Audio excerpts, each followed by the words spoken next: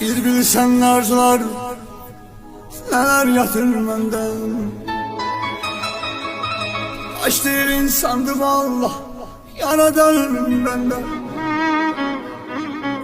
Ömür boyu unutma ki sevgilime yanarım. Bende olan bu derdler olabilmez senden. Baş başa senceden sensiz ölürüm. Bilmirəm arxamca düşen kölgelerin alma həyat. Kəm kədərin almayarım. Olar mənim olan qalan son istəyim.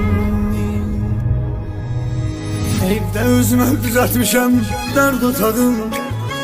Fikirlərim, duygularım darmadağın.